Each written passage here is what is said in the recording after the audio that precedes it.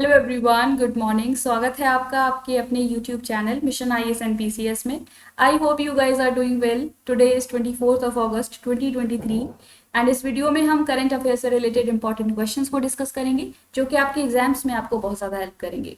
Guys, ये है हमारा क्विज नंबर 39। इससे पहले की 38 क्विजेस को अगर आपने सॉल्व नहीं किया है तो प्लीज़ इनको सॉल्व कर लीजिएगा, क्योंकि ये आपके कॉम्पिटेटिव एग्जाम्स में आपको बहुत ज़्यादा हेल्प करेंगे। बेसिकली इन वीडियोस के जरिए हम यहाँ पर करंट अफेयर्स के 5 to 6 एरियाज को कवर करने की कोशिश कर रहे हैं, जिसमें है appointments, report indexes, government schemes and military exercises, terminology based questions, awards and important days. तो अगर आपने प्रीवियस ईयर के क्वेश्चन पेपर्स को सॉल्व किया है तो आपने अंडरस्टैंड किया होगा कि चाहे स्टेट पीसीएस का एग्जाम हो, यूपीएससी हो, या फिर आपका अदर एग्जाम हो, एसएससी, बैंकिंग, इन सभी एग्जाम्स में, वन लाइनर एग्जाम्स में इन एरिया से क्वेश्चंस पूछे जाते हैं और इनका एक इम्पॉर्टेंट वेटेज रहता है। तो इसी तरीके से इस सीरीज को फॉलो करते रहिए। आई एम वेरी श्योर कि ये सीरीज आपको बहुत ज़्यादा हेल्प करेगी, क्योंकि हम इन्हीं एरिया से टॉपिक्स को कवर करते हैं।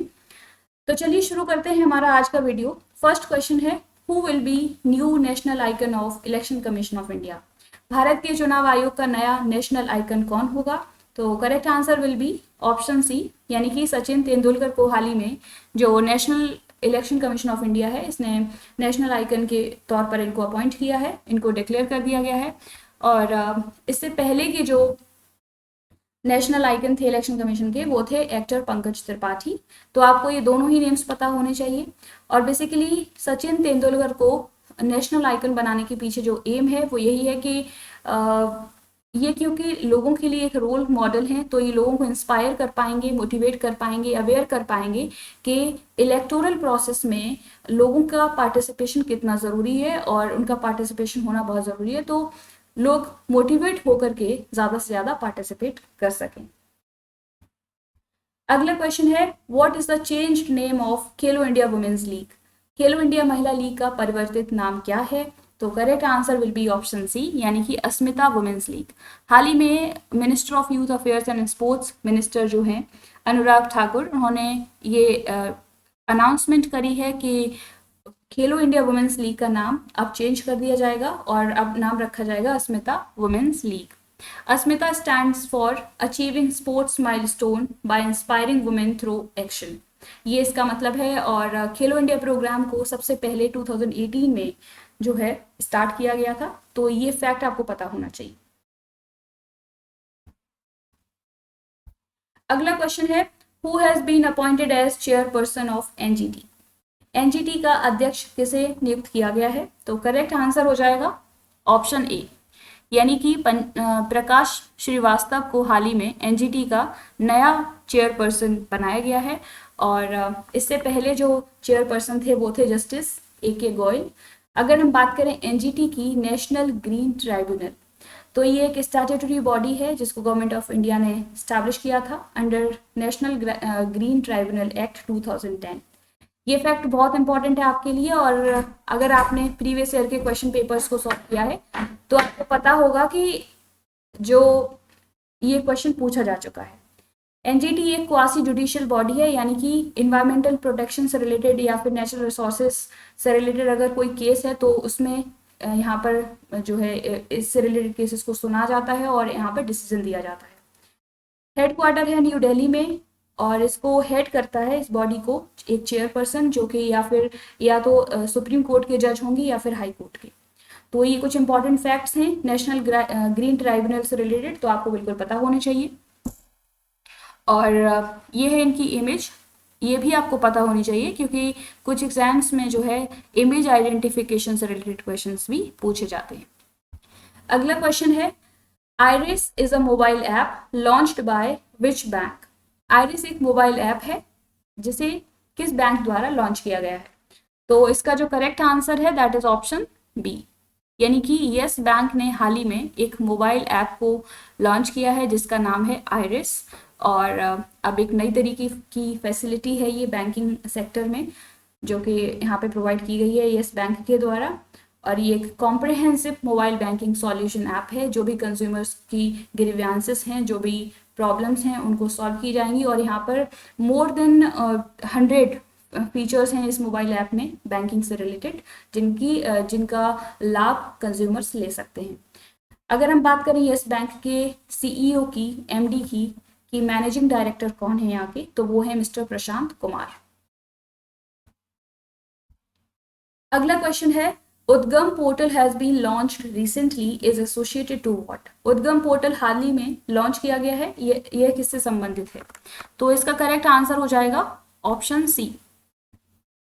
Option B, banking reforms. हाल ही में आरबीआई ने एक पोर्टल लॉन्च किया है जिसका नाम है Udgam, and Udgam stands for unclaimed deposits gateway to access information portal. तो ये नाम आपको पता होना चाहिए कि आरबीआई ने लॉन्च किया है, और जो भी लोगों के अनक्लेम्ड डिपॉजिट्स हैं तो उनको सॉल्व करने के लिए, उनकी प्रॉब्लम्स को सॉल्व करने के लिए ये पर्टिकुलर पोर्टल को लॉन्च किया गया है। Next question is, world water week 2023 is being celebrated globally, what is its theme. विश्व जल सप्ताह 2023 विश्व स्तर पर मनाया जा रहा है, इसका विषय क्या है? तो correct answer will be option D, यानी कि जो 2023 की थीम है वर्ल्ड वाटर वीक की, तो वो है seeds of change, innovative solutions. थोड़ा सा इसके बारे में डिटेल में जानते हैं।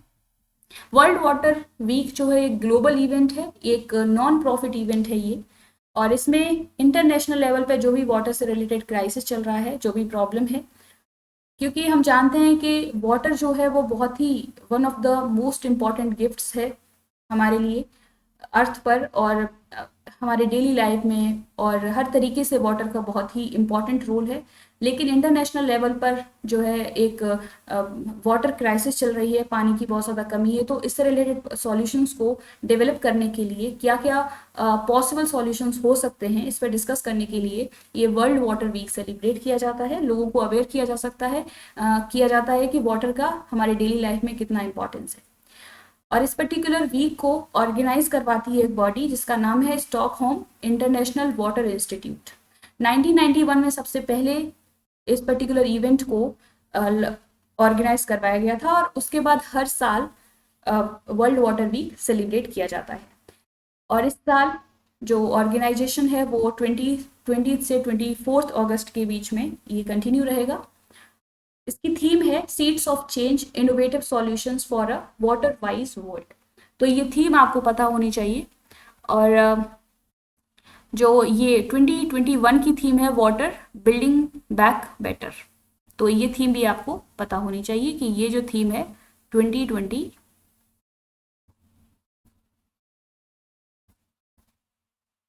की है। नेक्स्ट क्वेश्चन है, Which company is set to launch India's first kerosene oxygen powered rocket? कौन सी कंपनी भारत का पहला केरोसिन ऑक्सीजन संचालित रॉकेट लॉन्च करने के लिए तैयार है? तो इसका जो करेक्ट आंसर है दैट इज ऑप्शन ए, यानी कि अग्निकुल कॉस्मोस, जो एक प्राइवेट कंपनी है, और ये एक इसका हिस्टोरिक डिसीजन है, स्टेप है कि इंडिया का first kerosene oxygen power rocket इसके द्वारा लॉन्च किया जाएगा। और ये जो पर्टिकुलर रॉकेट होगा इसका नाम होगा Agnibaan sorted sub orbital technological demonstrator. तो ये नाम भी आपको पता होना चाहिए। अगला क्वेश्चन है, 9th international military technical forum army 23 will be organised by which country. 9वां अंतरराष्ट्रीय सैन्य तकनीकी मंच आर्मी 23 किस देश द्वारा आयोजित किया जाएगा? तो इसका करेक्ट आंसर हो जाएगा ऑप्शन सी, यानी कि रशिया होस्ट कर रहा है इस पर्टिकुलर फोरम को, 9th international military technical forum, जिसका नाम है आर्मी 23। और इसके लिए जो कंट्रीज़ हैं इंडिया, ईरान एंड चाइना, इन्होंने अपनी पवेलियन को वहाँ पर इस्टेब्लिश कर दिया है। और इसके ज़रिए बेसिकली एक प्लेटफॉर्म है जिसके ज़रिए ये जो कंट्रीज़ हैं वो अपनी एडवांस्ड मिलिट्री टेक्नोलॉजीज़ को शोकेस करेंगी, और यहाँ से इंटरनेशनल पार्टनरशिप भी बढ़ेगी, और जो भी इंटरनेशनल लेवल पर सिक्योरिटी से रिलेटेड कंसर्न्स हैं उनको डिस्कस किया जाएगा।